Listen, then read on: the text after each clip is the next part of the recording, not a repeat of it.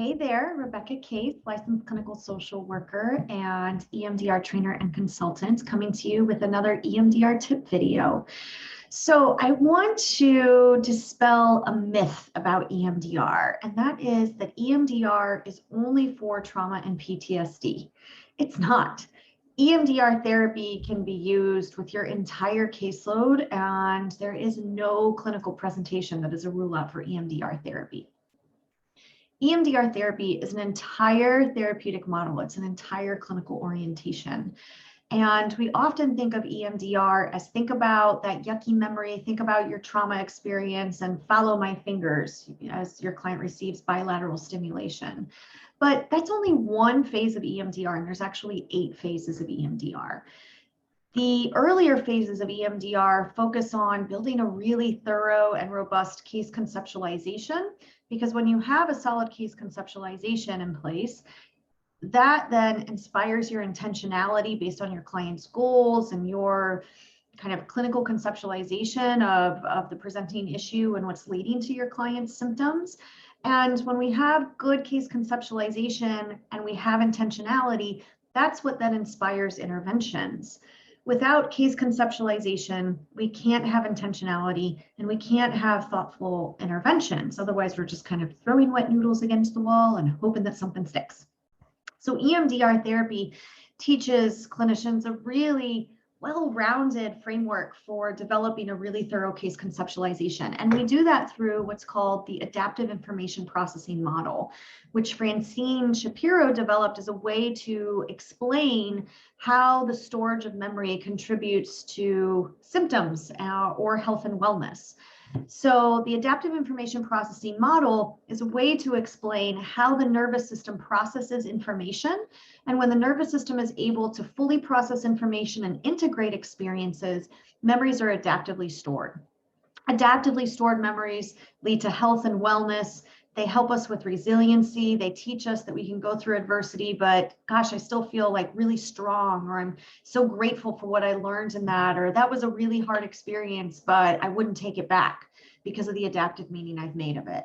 Adaptive memories can certainly also consist of experiences of feeling safe and secure and nurtured and loved. They're full of chocolate chip cookies and rainbows and sunshine and unicorn farts, right? But then we also have maladaptively stored memories.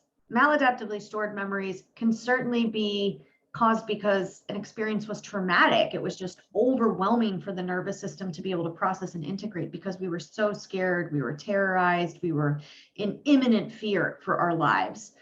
However, maladaptively stored memories can also be formed because we were just too little to make sense of something. Like you were just too little, you didn't know, right? You didn't know what you didn't know. Maybe because you were sick or you were tired or you just weren't firing on all cylinders. Things can get stuck in maladaptive memory storage for many different reasons other than trauma. And so the early phases of EMDR help you to conceptualize through the AIP framework the significance of your client's presenting symptoms. And then from there, we start to build skills to increase your client's window of tolerance or to build resiliency, because we need resiliency and a window of tolerance to be able to then transition into reprocessing memories. We reprocess memories. We help with cognitive restructuring. We make sure that that memory is clear in the body because, as Bessel van der Kolk says, the body keeps the score. And then we reevaluate our work and determine the next path or the next chunk of work from there. So EMDR is an entire therapeutic framework because of those 8 phases, because we have a whole model for conceptualization. And no matter what phase you're in with a client, whether you are gathering history or you're working on widening the window of tolerance, or you're actually reprocessing memories, or you're just reevaluating, like, what's the next piece of work for us together? What's your goal? You're always practicing EMDR. So whether you're an EMDR therapist or not, think about how expansive, how much breadth and depth EMDR can have in its application to your caseload. Because again, there's no clinical rule out for EMDR because we all have maladaptively stored memories that are probably contributing to present day symptoms because we all live in this crazy world and this really intense lifetime, right? So EMDR therapy changes people's lives, period. I just can't put it any simpler.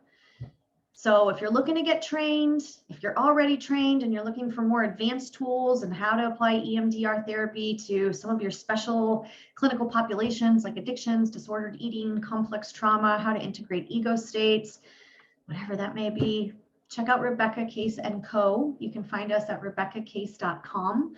We got lots of trainings, lots of events. We have stuff happening every month, and I'm sure that you will not be disappointed in training with us. It's a very different experience.